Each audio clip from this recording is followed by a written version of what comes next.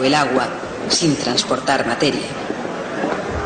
Estas perturbaciones mecánicas se llaman ondas. En todos los tiempos hay algunos experimentos que solo son apenas posibles. Son experimentos según el estado del conocimiento. Son prueba de la pericia e ingenuidad de los físicos experimentales más agudos. Un ejemplo de nuestro tiempo sería el intento de detectar las ondas de gravedad que nos llegan de estrellas. A finales del siglo XVIII, un experimento según el estado del conocimiento fue el medir la velocidad del sonido. El sonido nos llega normalmente a través del aire. Si no hubiera aire en esta habitación, ustedes no me oirían cuando hablo. Claro que si no hubiera aire aquí tendrían problemas más graves, pero esa es otra historia. El sonido se propaga muy rápidamente, pero su velocidad no es infinita. Podemos decir que tarda algún tiempo porque podemos oír ecos, por ejemplo, sonidos que se reflejan en paredes alejadas. Y también vemos el relámpago antes de oír el trueno, porque la luz viaja mucho más rápida que el sonido. Hace 300 años, Isaac Newton fue una de las personas que intentó medir la velocidad del sonido. Su medida no crean que fue la mejor de su época. La física experimental es un arte especial, y este no era el punto fuerte de Newton. Pero como él era muy inteligente, resulta interesante ver cómo intentó efectuar esta medición. En el Trinity College, lugar donde vivía y trabajaba, había un largo pasillo donde se producía eco. Y él trató de medir el tiempo que tardaba el sonido en ir y volver por el pasillo. Como instrumento para medir el tiempo utilizó un péndulo simple. Como recordarán, el tiempo que tarda un péndulo en efectuar una oscilación completa depende de su longitud. Él se las arregló para emitir un sonido agudo en el preciso momento en que soltaba el péndulo. Si el péndulo volvía antes que el sonido, es que era demasiado rápido y había que alargarlo. Si el sonido regresaba primero, la oscilación del péndulo era muy lenta y había que acortarlo. Y de esta manera Newton se fue acercando más y más a la cantidad exacta de tiempo que tardaba el sonido en ir y volver por el pasillo, midiendo de esta manera la velocidad del sonido. Hoy me gustaría darles una idea general de lo que es el sonido. El sonido es una onda, una perturbación que se propaga a una velocidad definida, como las ondas de esta máquina. Y una buena manera de comenzar nuestra charla sobre ondas es con estos dos osciladores armónicos que están acoplados entre sí.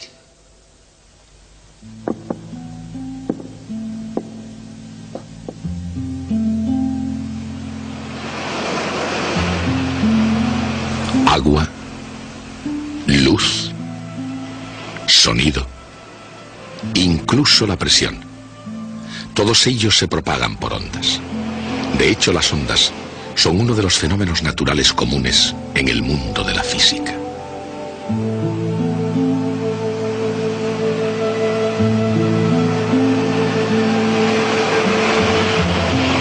Y la naturaleza no es la única que puede formar ondas. La gente puede formar sus propias ondas, y lo han estado haciendo durante mucho tiempo.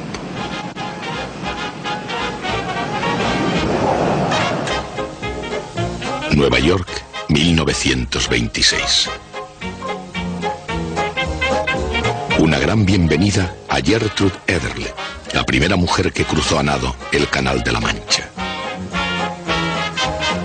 Pero aquí ocurre algo más que lo que salta a la vista, y es mucho menos lo que salta a la vista de la huésped de honor. Esta es una onda humana de choque, con una onda frontal circular, como los movimientos moleculares de una onda de sonido en un gas. Observen cómo la onda se mueve de una persona a la siguiente, dejando un vacío parcial en su estela. Esta onda frontal, no recurrente, era inofensiva.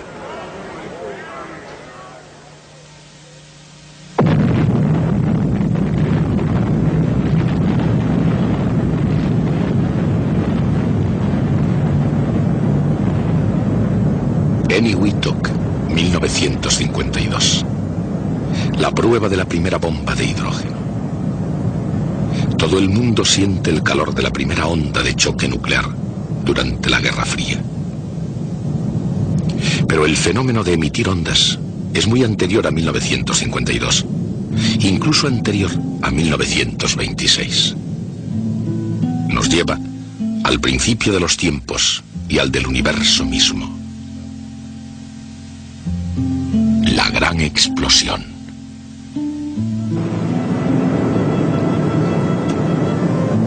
Y desde el mismo principio de todo, una perturbación en un lugar, sea natural o no, inevitablemente causa una reacción en otro lugar. Y así continúa. Una perturbación en el tiempo atmosférico en una región polar causa problemas en el paraíso de una isla tropical.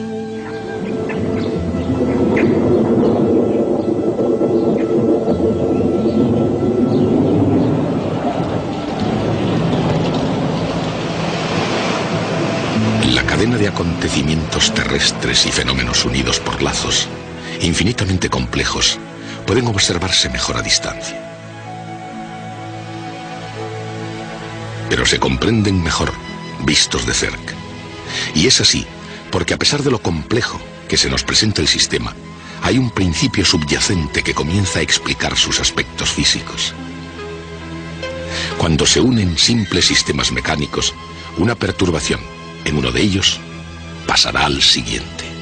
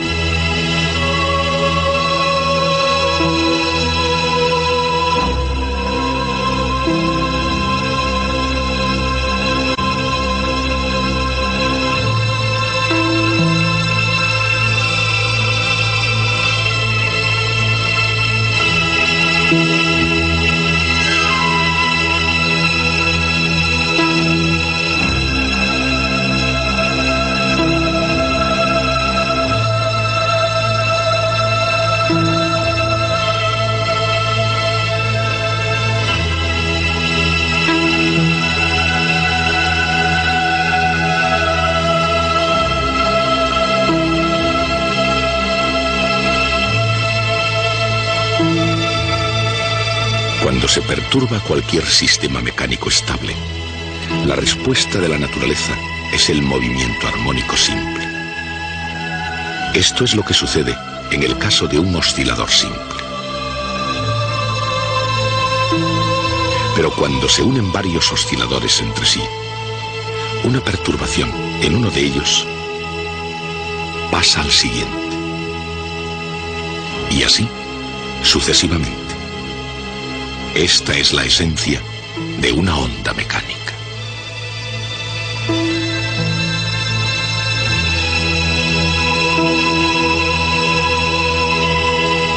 A veces, los osciladores mecánicos individuales son fáciles de percibir.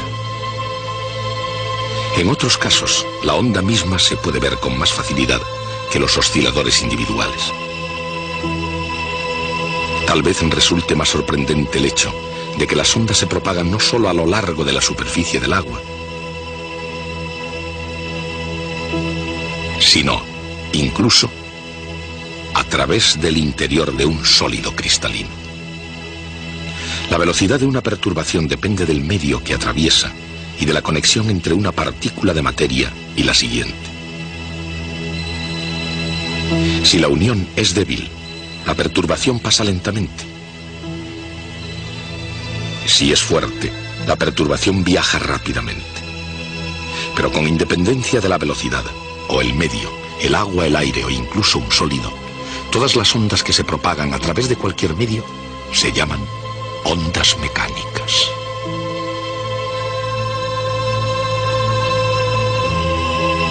Las ondas mecánicas o impulsos pasan a través del cristal, de un átomo a otro, porque cada átomo está ligado a una posición de equilibrio por fuerzas eléctricas. Cuando se los perturba, actúan mecánicamente de la misma forma que las masas unidas por muelles. Cuando un impulso se mueve a través de un sistema, cada oscilador simple no se desplaza muy lejos, pero la perturbación se propaga todo a lo largo.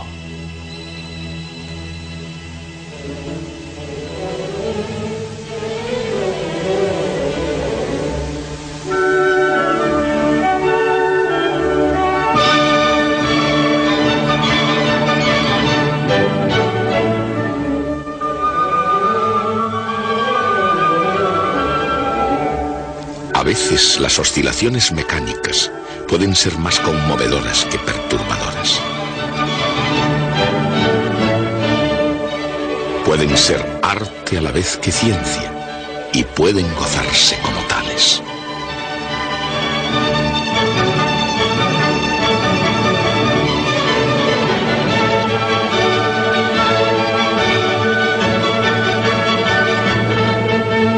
Los instrumentos musicales emiten ondas continuas a través del aire que pueden visualizarse y oírse.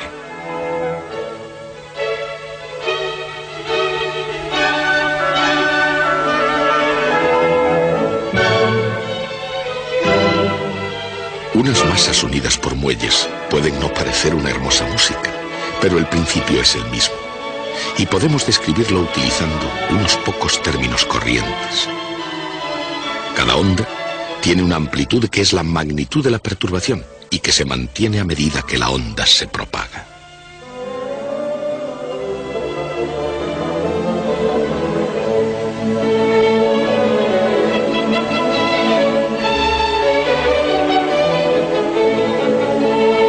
También tiene una duración definida para cada ciclo completo, llamado período. La inversa del período se llama frecuencia.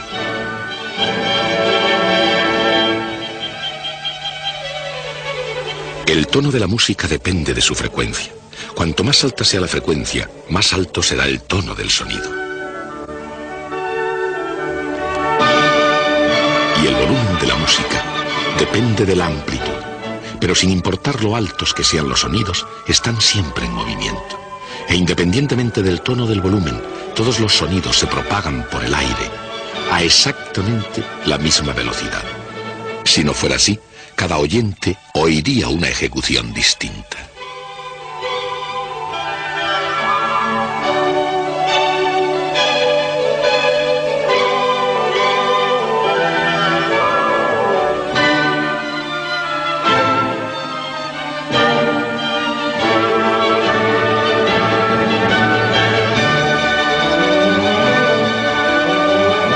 Sea la onda corta y agradable o larga y ruidosa, cada una tiene una distancia definida desde una comprensión a la siguiente, llamada longitud de onda. La longitud de onda es igual al período multiplicado por la velocidad de la onda. O en otras palabras, la frecuencia multiplicada por la longitud de onda es igual a la velocidad. Una baja frecuencia genera una longitud de onda larga, pero la velocidad es la misma.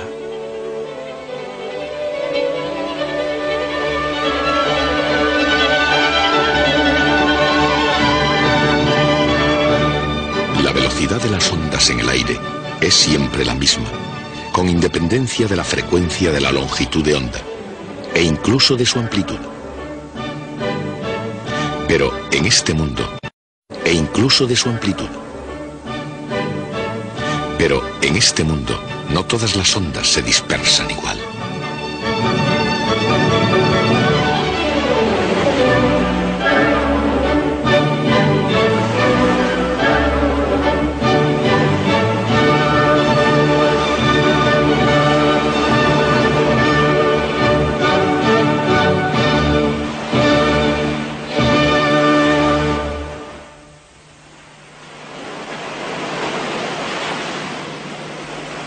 Las ondas del sonido y del agua se propagan a velocidades distintas.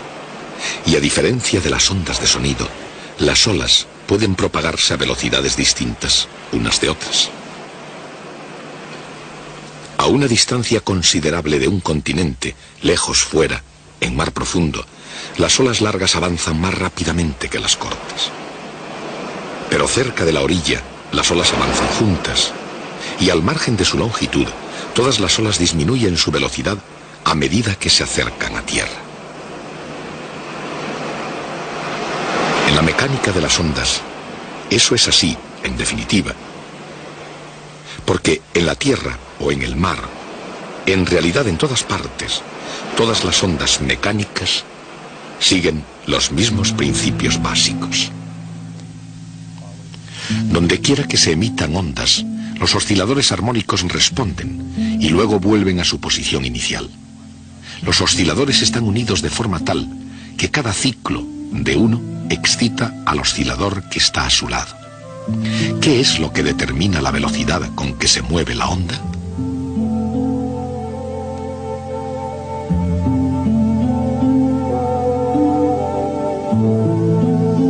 En el caso de masas conectadas por muelles, la velocidad de la onda depende de la rigidez del muelle,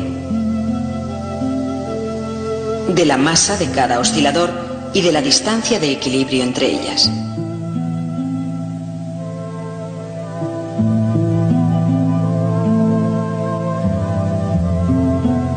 En el agua, la gravedad es la fuerza que hace que el agua retorne a su posición inicial. Esa es la razón por la cual la gravedad determina la velocidad a la que viaja una ola, pero así también la determina la propia longitud de onda. Si la profundidad del agua es mucho mayor que la longitud de onda, su velocidad es aproximadamente igual a la raíz cuadrada de la aceleración de la gravedad g multiplicada por la longitud de onda y dividida por 2pi.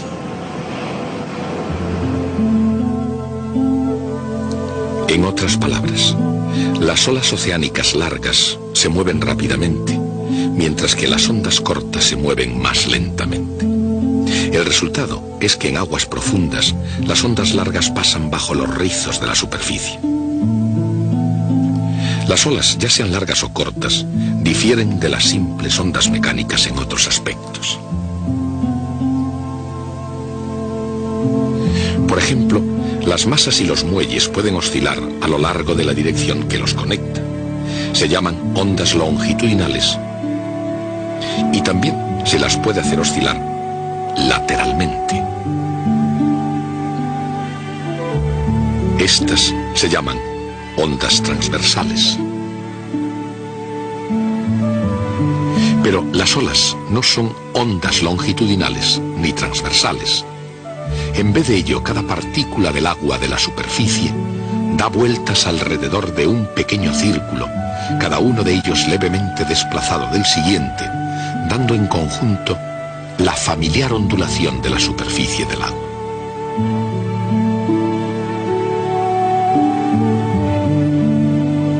Cuando una ola se acerca a la orilla, entra en contacto progresivo con el lecho del mar, que hace disminuir su velocidad. Cuanto más cerca esté la superficie del fondo, más lenta es la ola.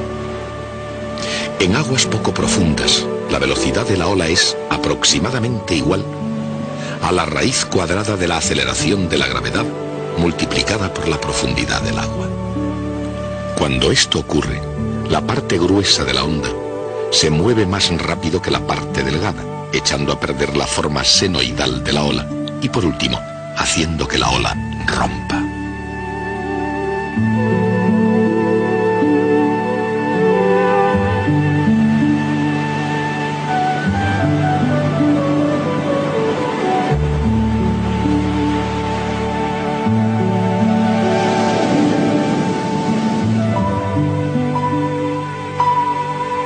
Las ondas sonoras pueden oírse, pero no verse. Las ondas sonoras son generadas por algo que haga vibrar el aire. Un objeto que vibre pone en movimiento el aire a su alrededor, comprimiendo y expandiendo su densidad con cada vibración. Esa es la razón por la que una onda sonora generada lleva igual frecuencia que su fuente. La fuerza que dirige a una onda sonora es debida al cambio de presión cuando la densidad del aire crece o decrece. De la misma manera que la velocidad de las olas depende de la gravedad, la velocidad del sonido depende de la presión y de la densidad del aire. En el aire, la velocidad del sonido es aproximadamente igual a la raíz cuadrada de la presión dividida por la densidad del aire.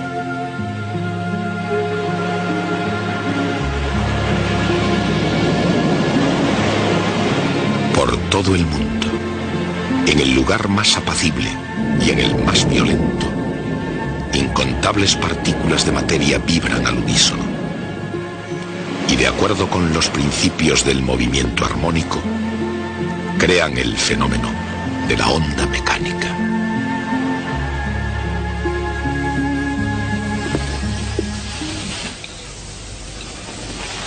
En fin, ahora ya estamos en condiciones de comprender por qué Isaac Newton jugaba con el pasillo del Trinity College. Él había desarrollado su teoría de la velocidad del sonido y determinó que debía ser igual a la raíz cuadrada de la presión atmosférica dividida por la densidad del aire.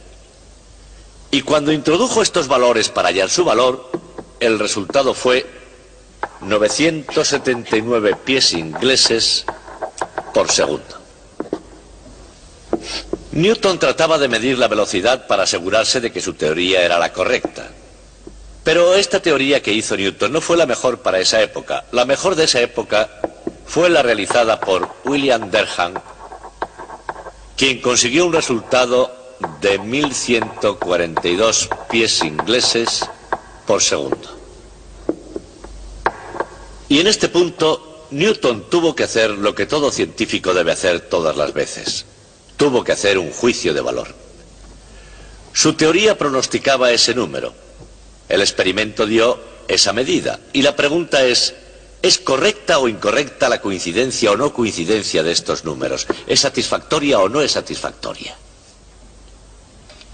Hoy día, mirando atrás retrospectivamente, sabemos que lo que Newton hizo fue un absoluto y sorprendente logro intelectual. Porque antes de Newton no había nadie que tuviera ni idea de lo que sería la velocidad del sonido. Newton tuvo la idea, la correcta idea de lo que era el sonido, y calculó una velocidad que era correcta con un margen del 20%, con lo cual debía haber quedado satisfecho. Newton reflexionó sobre esta situación y la encontró total y completamente inaceptable. Y esto fue así porque el empuje continuo de la revolución científica desde Copérnico en adelante era arrojar lo mágico y lo oculto fuera de la ciencia. Newton había introducido en la ciencia su teoría de la gravitación, en la cual invisibles fuerzas actuaban entre cuerpos separados entre sí por grandes distancias y con la absoluta nada entre esos cuerpos, y eso olía magia. La defensa de Newton de su propia teoría de la gravedad era decir que era correcta porque funcionaba bien, es decir, que daba precisas y correctas predicciones numéricas, y eso, dijo, es la verdadera prueba para que en la ciencia sea válida una idea. Pero si la coincidencia precisa es la prueba de la validez de su teoría de la gravitación, también tendría que serlo de su teoría de la velocidad del sonido. Y su resultado estaba equivocado en un 20%. Y Newton se puso a la tarea de hacer correcta su teoría. Lo que él hizo tiene un nombre especial en ciencias, se denomina apaño, y es algo que un científico jamás hace.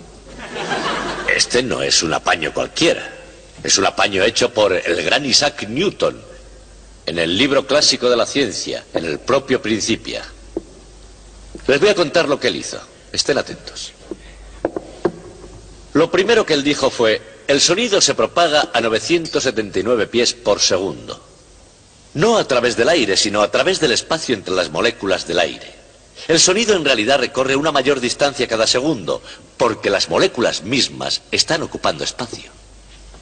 ¿Cuánto espacio ocupan las moléculas? Él dijo: sabemos que la densidad del aire es 470 veces menor que la densidad del agua.